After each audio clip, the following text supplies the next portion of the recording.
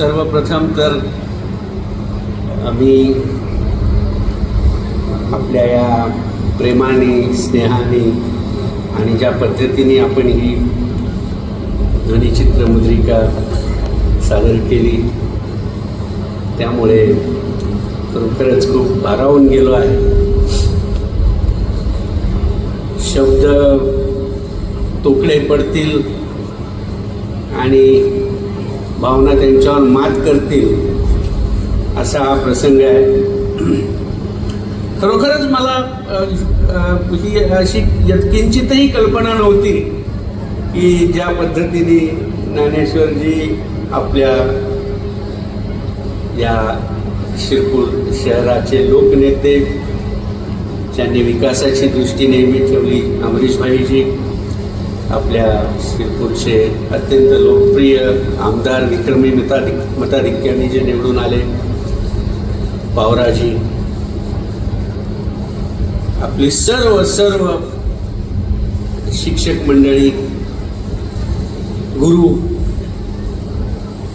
या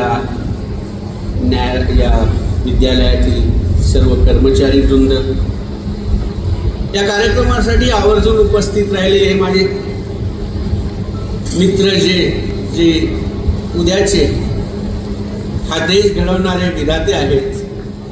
अनेक क्षेत्रातली मुलं आपल्या शाळेचं नाव मोठं करतील, आपल्या शहराचं नाव मोठं करतील, आपल्या देशाचं नाव मोठं करतील. मला त्यांच्याबद्दल विश्वास आहे. या कार्यक्रमासाठी आवर्जून उपस्थित असलेली शहरातली मान्यवर मंडळी, या कार्यक्रमासाठी आवर्जून संभाजीनगरमधून आलेली मंडळी, माझे अगदी गेल्या 4 दशकांपासूनचे मित्र असलेले आमचे ॲडव्होकेट पाटणूरकरजी आलेले आहेत या कार्यक्रमासाठी. मला खरंच आज ही अशी अपवादात्मक परिस्थिती होते की जेव्हा तुम्हाला बोलायचं असतं आणि भावना इतक्या दाटून येतात की बोलणं अवघड होतं, अशी ही परिस्थिती आहे.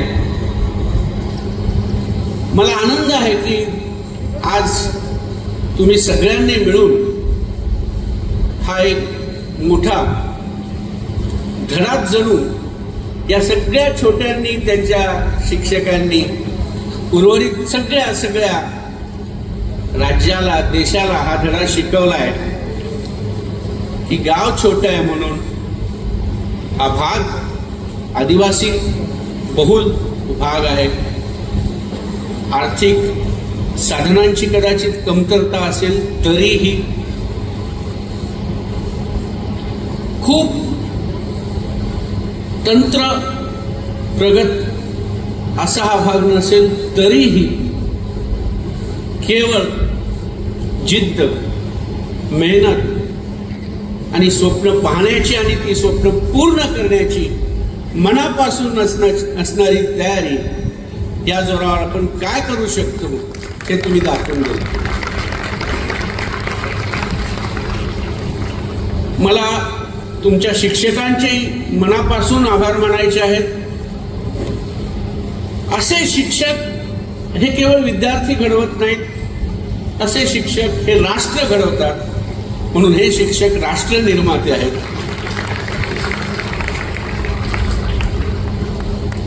त्यांचे आभार मानणं हे फार कठीण आहे. कबीरजींनी फार छान म्हटलंय, मी खूप छोटा आहे. कबीरजी म्हणतात, सब धरती कागज करू, सब धरती कागज करू, लेखनी करू सब बन राय, 7 समंदर की मसी करू, 7 समंदर की मसी करू, गुरुगुण गाय न जाए, गुरुगुण लिखा न जाए. कबीरा. अशा पद्धतीचं हे गुरूंचं वर्णन मी सगळ्या धरतीचा कागद केला, सगळ्या जंगलाची लेखणी केली आणि 7 समुद्राची शाही केली. तरी मला माझ्या गुरूंचं गुण लिहिता येणार नाही, सांगता येणार नाही, असं कबीरजी म्हणाले. आणि आज तुमच्या गुरूंनी खरंच हे कबीरांचे उद्गार सार्थ करून दाखवले की खरं अशा गुरूंचं गुण कसं गायचं, कुठल्या शब्दात गायचे. आपण सर्व सुदैवी आहात की तुम्हाला असे छान तुम्हाला दिशा देणारे शिक्षक मिळालेत. या शाळेसाठी मनापासून ज्यांनी हर तऱ्हेची मदत केली ते जे या शाळेच्या पाठीशी उभे आहेत. अमरीश भाई आहेत, आपले आमदार आहेत, जिल्हा परिषदेचे काही आपले अधिकारी असतील, जे कुणी असतील त्या सगळ्यांचं मनापासून कौतुक. मी 2-3 आठवड्यापासून मला वेगवेगळ्या ठिकाणी जायचा प्रसंग आला आणि थोडक्यात मला जाणवणारा जो एक भाग होता की एकीकडे मी असं पाहिलं की आपलं शासन तर म्हणते की आम्ही खूपसा काही निधी वेगवेगळ्या कामांसाठी देऊ. कुंभमेळ्यासाठी 32,000 उपमुख्यमंत्री म्हणाले, मुख्यमंत्री म्हणाले 34,000 कोटी देऊ. नंतर कुठेतरी बातमी वाचली की एका कॉरिडॉरसाठी आम्ही 11,000 कोटी रुपये खर्च करू. एवढे 1,000 कोटी रुपये जे शासन वेगवेगळ्या विकासांच्या कामासाठी खर्च करते, ज्याच्याविषयी मला कुठलाही आक्षेप नाही. पण जर ह्या हजारो कोटीच्या रकमेची जर साधन तरतूद करत असेल तर या रकमेपैकी मी असं म्हणालो की 0.1% 32 कोटी रुपये जर सरकारने खर्च केले तर या राज्यातल्या 100-125 शाळा, मराठी शाळा ज्या बंद पडल्या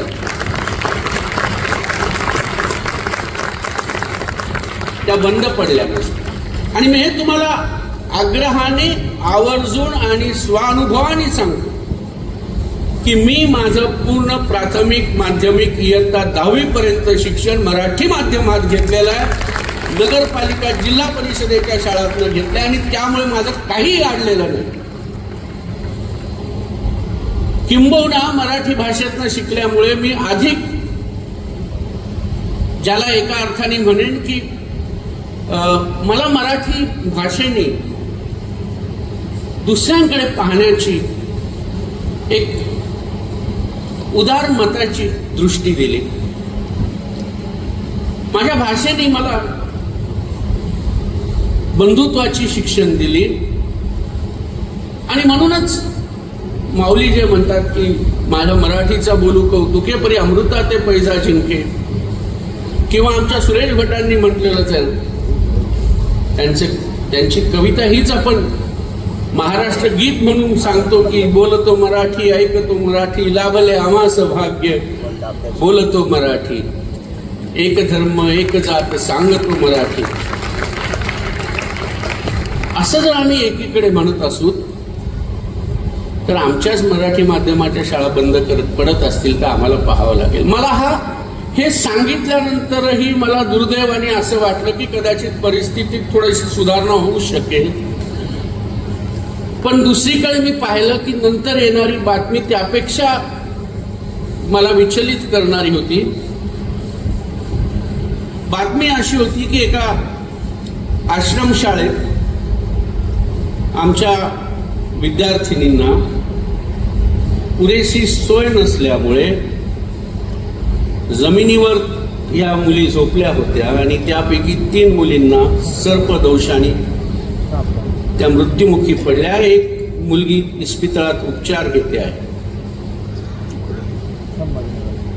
नंतर मी पुन्हा थोडंसं पाहिलं आणि लक्षात आलं की दुर्दैवाने इतर आश्रमशाळांची परिस्थिती देखील फारशी चांगली नाही.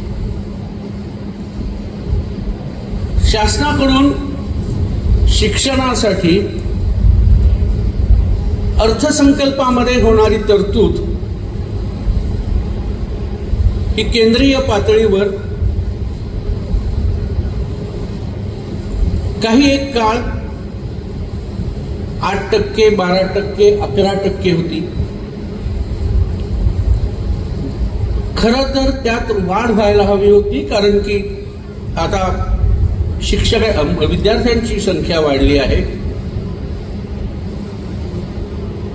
दुर्दैवाने वाढ व्हायच्या ऐवजी अर्थसंकल्पातली तरतूद मात्र कमी झाली आहे.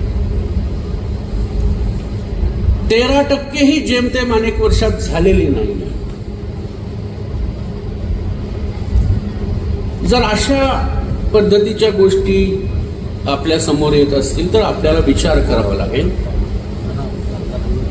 आणि म्हणून जेव्हा कुठे अशी उदाहरणं मी पाहतो की या शाळेत 17 वर्ग हे डिजिटल स्क्रीन आहेत, इंटरॅक्टिव्ह क्लासरूम आहेत, प्राथमिक वर्गात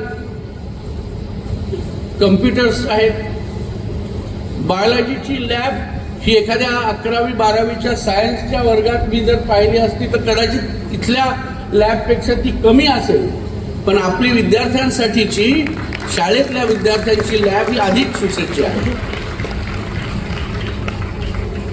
मग जर अशा पद्धतीचं काम एका सामुदायिक प्रयत्नाने काही माणसं सचोटीने निष्ठेने करत असतील मग शासनाने किमान यांच्यापासून थोडंसं मदत घ्यावी.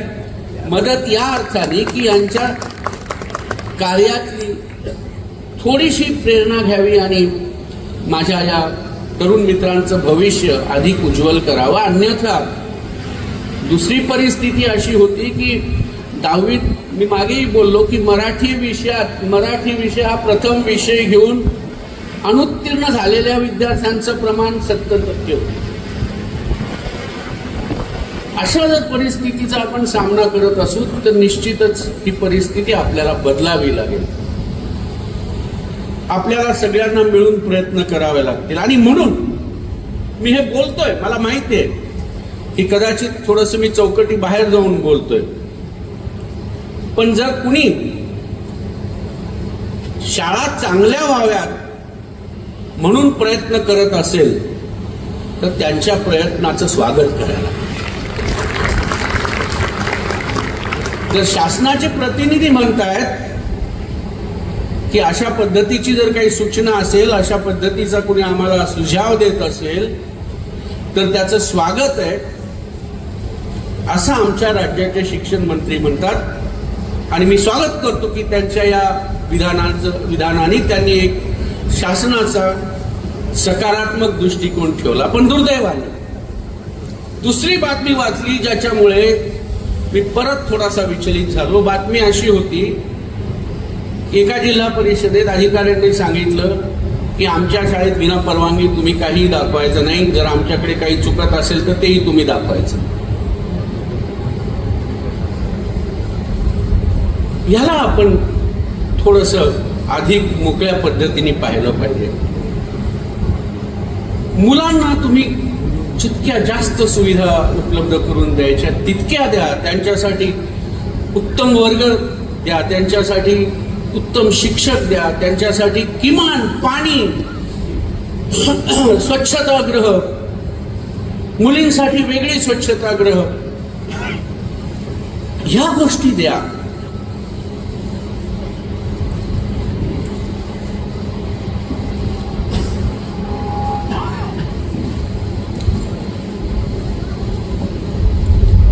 मुलांनी उत्तम शिकावं, उत्तम अभ्यास करावा, आपापल्या आवडीच्या क्षेत्रामध्ये आपलं नाव करावं. पण मुलांनी ह्याबरोबरच इथेच न थांबता इतरही काही गोष्टी जरूर शक्य तर आत्मसात कराव्यात. एखादा आपल्याला ज्याला आपण स्किल म्हणतो असं स्किल जरूर तुम्ही डेव्हलप करा. तुमच्यात कुठलीही कला असेल त्या कलेला वाव द्या. मी पालकांना आवाहन करेन की जर आपल्या पाल्यामध्ये असं कुठलं तरी एखादा वेगळा पैलू असेल तर त्याला नाउमेद करू नका. किंबहुना अभ्यास तर करायलाच पाहिजे. मी असं म्हणणार नाही की पालकांनी असं म्हणू नये की अभ्यास करू नका. अभ्यास करा, पण अभ्यासाबरोबर जर तुम्हाला दुसरा एखादा छंद असेल तर तोही जोपासा. पुस्तकं वाचायला आवडत असतील तर पुस्तकं वाचा. चित्र काढायला आवडत असतील तर चित्र काढा.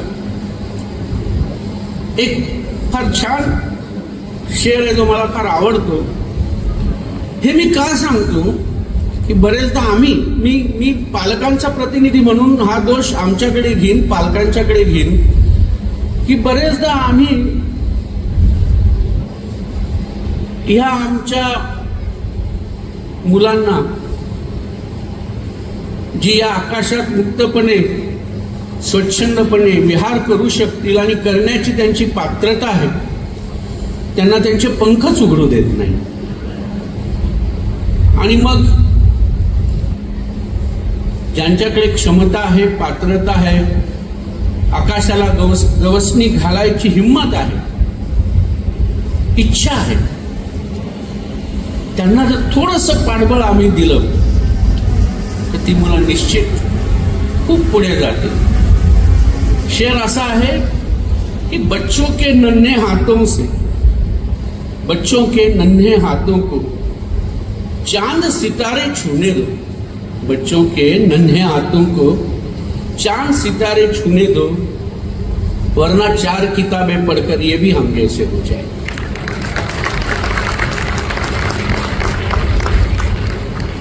शेवटी जगण्यासाठी काहीतरी करावं लागेल.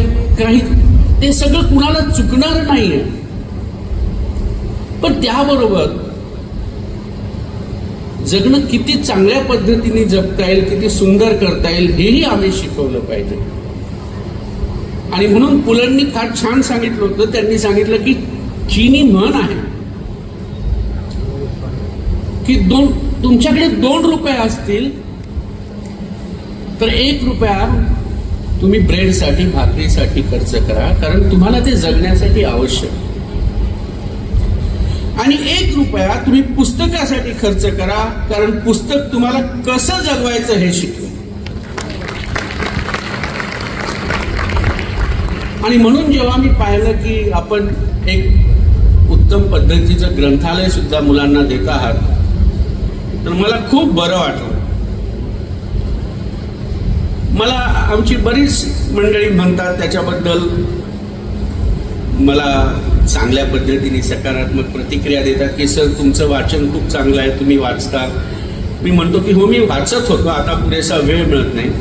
पण हे सगळं मला ह्यामुळे शक्य झालं, मला वाचनाची आवड ह्यामुळे झाली निर्माण की माझ्या वडिलांनी मला आणि माझ्या बहिणीला वाचनाची आवड लावली, गोडी लावली. याचं कारण असं, माझे वडील स्वतः फार उत्तम वाचक होते. महिन्यातल्या आपल्या पगारातील ठराविक रक्कम ही पुस्तकं खरेदी करण्यासाठी ते राखून ठेवत असत. त्यांचा स्वतःचा पुस्तक संग्रह खूप मोठा होता आणि न्यायालयीन कार्यात व्यस्त असतानाही, आणि त्या काळी तर विशेषतः आता आमच्या सगळ्या नवीन न्यायिक अधिकाऱ्यांना बऱ्याचशा सोयी सुविधा, आमच्याकडे स्टेनोज आहेत, टायपिस्ट आहेत. माझे वडील ज्यावेळी न्यायालयीन कामकाज करत होते त्यावेळी बरेचदा तर त्यांना स्टेनो टायपिस्ट देखील नसायचे, आणि माझ्या वडिलांसारखे त्यांचे इतर न्यायिक अधिकारी हाताने जजमेंट्स लिहायचे. म्हणजे मी बऱ्याचदा माझ्या वडिलांना लिहितानाही पाहिला, आणि माझ्या वडिलांचं अक्षर खूप चांगलं होतं. त्यामुळे ह्या सगळ्या त्यांच्या या प्रक्रियेनं मी पाहत होतो. पण असं असताना देखील याच्यात व्यस्त असताना ते आवर्जून थोडा वेळ काढायचे, वेगवेगळ्या विषयांवरची पुस्तकं आणायचे, वाचायचे. आम्ही भावंड त्यावेळी पुस्तकं वाचत असू तर त्यावेळी त्यांनी कधी आम्हाला म्हटलं नाही की तुम्ही हे वाचा किंवा हे वाचू नका किंवा हे का वाचताय. किंबहुना माझ्या सुदैवाने मी त्यावेळी अगदी 8वी-9वीत असताना देखील शालेय अभ्यासक्रमाच्या व्यतिरिक्त इतर अनेक पुस्तकं वाचत होतो, कादंबऱ्या वाचत होतो, नाटकं वाचत होतो. पण कधी माझ्या वडिलांनी मला असं म्हटलं नाही की तू सोडून, शाळेची पुस्तकं सोडून हे का वाचतोयस, कथा का वाचतोयस. त्यामुळे मला स्वतःला ती वाचनाची गोडी लागली. आणि पुस्तकांसारखा दुसरा तुम्हाला सोबती मार्गदर्शक नाही. एक सफदर हाशमींच्या कवितेच्या 4 ओळी सांगेन. तुम्हाला सगळ्यांना पुन्हा एकदा आव्हान तुमच्या मानेने थांबेन. सफदर हाशमींच्या कवितेचे काही वेळी तुम्ही ऐकल्या असतील, नसतील ऐकल्या तर जरूर या पहा, पूर्ण कविता वाचा. किताबें कुछ कहना चाहती है, किताबें कुछ कहना चाहती है, किताबें करती है बातें, किताबें करती है बातें फूलों की, बागों की, कलियों की. किताबें करते हैं बातें शाम की, सुबह की. किताबें करती है बातें कल की, आज की. किताबें करती है बातें शांति की. किताबें करती है बातें बम की. क्या तुम इन किताबों को सुनना नहीं चाहोगे? किताबें कुछ कहना चाहती. एवढंच माझं तुम्हाला आव्हान राहील की जे जे आवडेल ते करा. जे जे तुम्हाला वाचण्यासारखं वाटेल ते वाचा. तुमच्या गुरुजनांनी त्या तुमच्या ह्याच्यात जर मदत केली तर मला आनंद होईल. गुरुजनांनी जर सुचवलं किंवा तुम्ही जर तुमच्या शाळेत 15 दिवसातनं एखादा असा कार्यक्रम घेतला की तुम्ही कुठली पुस्तकं वाचली, आपल्याला अभ्यासक्रमात असलेली पुस्तके किंवा त्या व्यतिरिक्त मोठ्या लोकांची आत्मचरित्र ज्यांनी तुम्हाला खरंच प्रेरणा मिळते, त्या पद्धतीचं जर एखादं तुम्ही आपल्यामध्ये चर्चा ठेवली मुलांना, किंवा तू कुठलं पुस्तक वाचलं, आपापसात चर्चा ठेवली, शिक्षकांनी प्रश्न विचारले की या तुला पुस्तकातलं काय आवडलं, या व्यक्तिमत्वाविषयी तुला काय आवडलं. तुम्हाला सहजच सांगेन की आपल्याकडे मराठीत इतकी छान मोठ्या व्यक्तिमत्वांच्या विषयी विना गवाणकरांची इतकी पुस्तकं आहेत. एक होता कारवल नावाचं पुस्तक आहे, ते तुम्ही जरूर वाचा. माझं तर म्हणजे तुमच्या मुख्याध्यापकांना असं आवाहन राहील की जर तुम्ही त्याच्या एक 7-8 प्रती घेतल्या आणि त्याच्यावर तुम्ही दर वर्गात एखाद्या महिन्यात कार्यक्रम केला की कारवर विषयी तुम्हाला काय वाटतं, कारवरच्या आत्मचरित्रातनं तुम्ही काय शिकलात, याचं कारण की कारवर हा आपल्यासाठी आपल्या जवळ जाणार आहे. कारवर हा अविकसित देशातला, ज्याच्याकडे विकसित देशातल्या इतर संशोधकांच्याकडे असणारं कुठलंही पाठबळ नव्हतं, तरी देखील त्यांनी केवळ आपल्या बांधवांसाठी, त्याचे बांधव सगळे अविकसित देशातले, जास्त करून आपल्या आफ्रिकेच्या उपखंडातले सगळे नागरिक होते, त्यांच्यासाठीचे त्यांनी शोध लावले. त्यांच्यासाठी पिकांवर कशा पद्धतीने आपल्याला प्रयोग करता येतील आणि ती पिकं कुठली, तर त्या मातीत रुजणारी पिकं, बटाटा, शेंगदाणा, याच्यातनं आपल्याला कशा पद्धतीने अधिक पोषण मूल्य असणाऱ्या प्रजाती विकसित करता येतील, अशा पद्धतीचं कार्य करणारा हा कारवर. आणि म्हणून कारवर विषयी वाचा, आईन्स्टाईन विषयी वाचा, बुद्धाविषयी वाचा. ज्या ज्या व्यक्तिमत्वाविषयी तुम्हाला आकर्षण असेल की ज्यांनी हा देश घडवला, ज्यांनी या जगाच्या इतिहासामध्ये काहीतरी बदल केला आहे, त्यांच्याविषयी जरूर वाचा. आपापल्या मित्रांमध्ये चर्चा करा, आपल्या शिक्षकांना विचारा, शिक्षकांच्याकडे आग्रह धरा आणि शिक्षकांनी देखील आपल्या विद्यार्थ्यांच्याकडे अशा पद्धतीचा आग्रह धरावा की तुम्ही काय वाचताय, काय वाचलं मला सांगा. अशी केव्हा 2 महिन्यात तुम्ही एकदा चर्चा करा, 3 महिन्यात चर्चा करा, पण अशा पद्धतीचा एखादा उपक्रम सुरू करा. वाटलं तर तुम्ही मुलांना निवडा, त्यांना सांगा तू लिहून दाखव की बाबा तुला काय याच्यातलं वाटलं. एखादा छोटासा निबंध त्याला द्यायला सांगा. अशा निबंधातनं जो उत्तम निबंध असेल त्याला एखादं पारितोषिक द्या, जेणेकरून आमच्या मुलांना अधिक प्रेरणा मिळेल, वाचनाची प्रेरणा मिळेल. अशा पद्धतीचा कुठलाही उपक्रम तुम्ही घेऊ शकता. आज तुम्ही मला इथे बोलवलं, मला तुमच्याशी मनमोकळा संवाद साधता आला आणि मी जसं म्हणालो की थोडीशी चौकटी मोडून थोडंसं काही बंधनांच्या पलीकडे जाऊन देखील मी थोडासा मनमोकळेपणे बोललो, कारण मला असं वाटलं की तुमच्यापर्यंत पोहोचलं पाहिजे. हे तुम्ही सगळे उद्याचे या देशाचे राष्ट्रविद्यार्थी आहात हे म्हणून म्हणालो, आणि त्यासाठी तुमच्यापर्यंत मी बोललो. तुमच्याशी, तुमच्या पालकांशी, तुमच्या शिक्षकांशी, या समाजातल्या जी आता ही मंडळी आलेली आहेत त्यांच्याशी हे बोलणं मला आवश्यक वाटलं आणि म्हणून मी हे बोललो. तुम्ही इतक्या प्रेमाने मला, माझ्या पत्नीला इथे बोलवलं, आमच्या दोघांचा इतका छानसा अगदी हृदय असा सत्कार केला, माझी छोटीशी क्लिप दाखवली, आपल्या सरांनी एक छान सुंदरसं स्केच बनवलं. या सगळ्या गोष्टीबद्दल तुमचा मनापासून खूप आभारी. तुम्हाला सगळ्यांना खूप शुभेच्छा. खूप मोठे व्हा. उद्या जर नंदुरबारच्या शाळेतला एखादा मुलगा विधी शाखा घेऊन केवळ सर्वोच्च न्यायालयाचा न्यायाधीश नाही तर सर्वोच्च न्यायालयाचा सरन्यायाधीश झाला तर मला खूप आनंद होईल. मी म्हणेन मग या मातीसाठीचं जे देणं तुम्हाला होतं ते तुम्ही परत केलं. थँक्यू.